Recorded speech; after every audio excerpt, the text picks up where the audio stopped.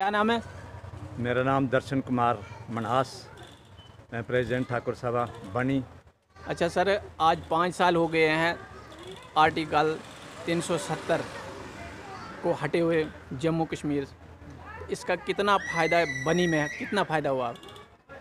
देखिए, आर्टिकल 370 की जो बात है, ये घटना 5 अगस्त 2019 को घटी थी। तो ये बहुत ही हमें नुकसानदेह साबित हुई। हमारी दफ़ा 370 टूटा, 35A टूटा, हमारी सरकार टूटी, हमारी स्टेट का दर्जा छीना गया।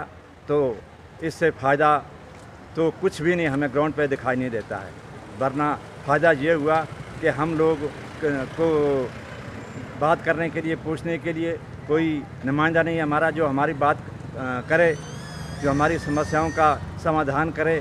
कोई भी ना असम्बली है यहाँ, तो असम्बली के बगैर हम अपनी डिमांडें कहाँ रखें। अनएम्प्लॉयमेंट बहुत हो गई है, उसकी तरफ कोई ध्यान नहीं है सरकार का। मिलिटेंसी यूं की तूं है, उसका खात्मा नहीं हुआ। तो मैं समझता हूं कि इससे फ़ायदा नहीं हुआ बल्कि नुकसान हुआ, डेमोक्रेसी का हनन हुआ है ये।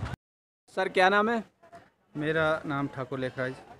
सर आज 5 साल हो गए हैं जम्मू कश्मीर से जो धारा 370 को हटे हुए, और आपको क्या लगता है, क्या महसूस हो रहा है और कितना बदलाव आप देख रहे हैं बनी में? मुझे नहीं लगता कोई भी बदलाव यहाँ पे। बदलाव यही है कि यहाँ पे धारा 370 हटने से पहले नौकरियाँ टाइम टू टाइम मिलती थी। तो आज बेरोज़गार जो जितने भी हैं सारे सड़क पे उतरे हैं और बेचारे दिहाड़ियाँ लगा रहे हैं, ना तो उनसे दिहाड़ियाँ लगाई जाती हैं और ना वो काम कर सकते हैं। तो वो बेचारे ऐसे एक भूखमंगी पड़ चुकी है बनी में। ये बदलाव दिख रहा है। बाकी लोगों को नींद आराम हो गई, लोगों की जो कि आराम से रहते थे। 2002 से पहले मिलिटेंसी यहाँ पे ख़त्म हो गई थी, आज वही दोबारा दौर देखने को मिल रहा है।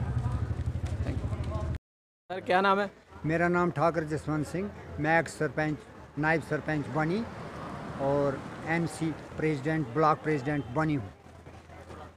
अच्छा, आपने कितना बदलाव देखा इन 5 सालों में?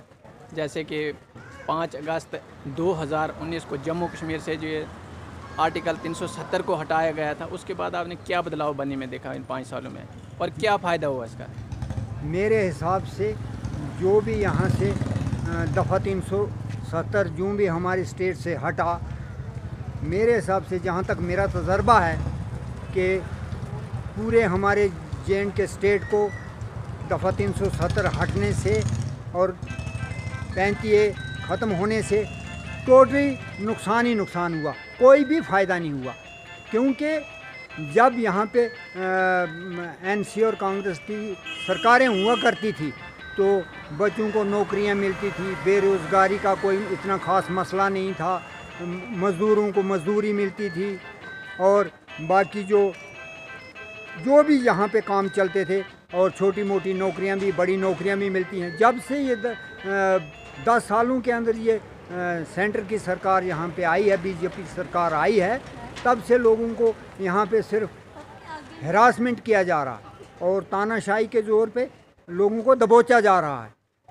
ना यहाँ पे कोई नौकरी का बच्चों को साधन मिल रहा है, ना मज़दूरों को मजदूरी मिल रही है, और छोटे लोगों को टोटली इग्नोर किया जा रहा है। किसी दफ्तर में कोई सुनाई नहीं है।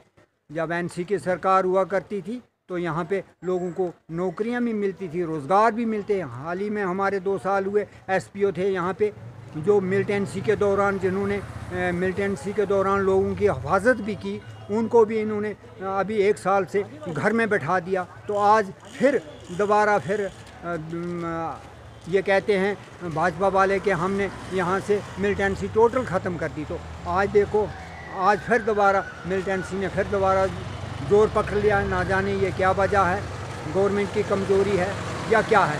तो लोग आज भी हरास हो रहे हैं, कोई भी लोगों को यहाँ पे फ़ायदा नहीं है। मज़दूर तंग है, किसान मज़दूरों को कोई मजदूरी नहीं मिल रही है, रोज़गार टोटली फेल है।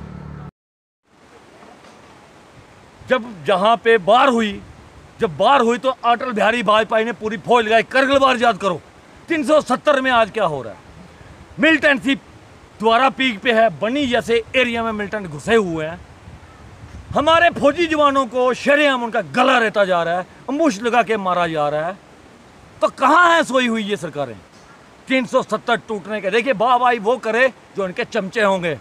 हम ना राजनीति से कोई हमारा ताल्लुक है ना रहेगा, ना हमने कोई एमएलए मिनिस्टर बनना है, ना हमें ज़रूरत है झूठी राजनीति करने की।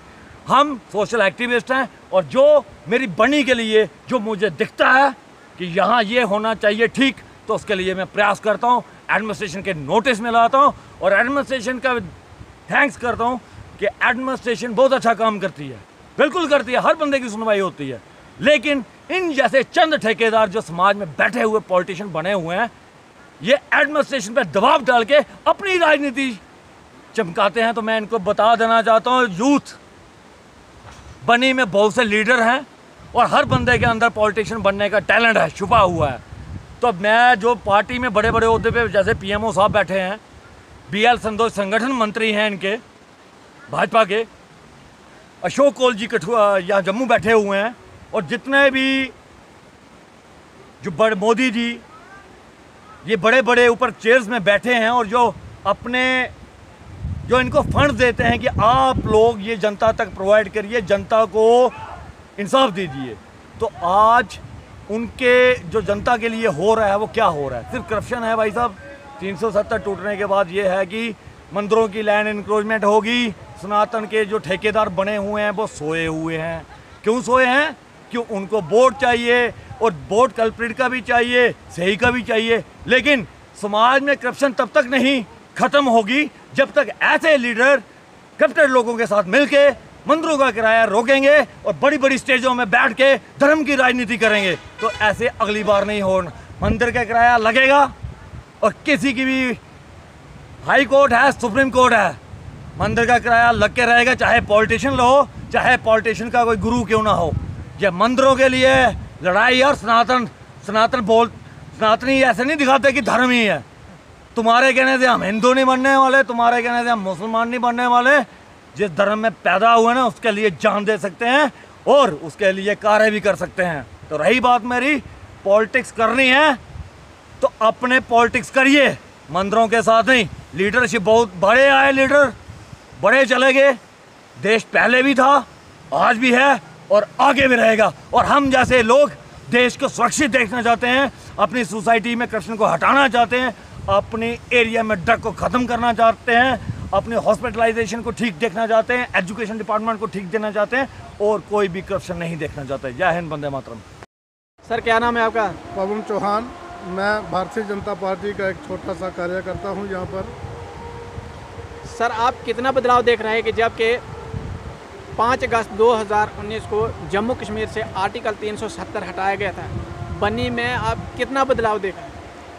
देखिए, मैं आपसे स्पष्ट शब्दों में बात करूं तो आए दिन श्रीनगर के अंदर पत्थरबाजी होती थी, हुल्लड़बाजी होती थी, आर्मी के ऊपर, बेल्ट फोर्सों के ऊपर कुछ शरारती तत्व जो थे वो शरेआम पत्थर फेंकते थे। आज कहाँ गई वो? 5 अगस्त को जब ये कानून टूटा है, धारा 370 तोड़ी है मोदी साहब ने, उसके बाद आज कहाँ गए वो, हम पूछना चाहते हैं। हज़ारों लोग जो वहाँ पर सैलानी आ रहे हैं, उस वक्त कोई लोग नहीं आता था वहाँ पर। क्यों करने वाले हैं? ये कोई कम बदलाव देख रहे हैं आप?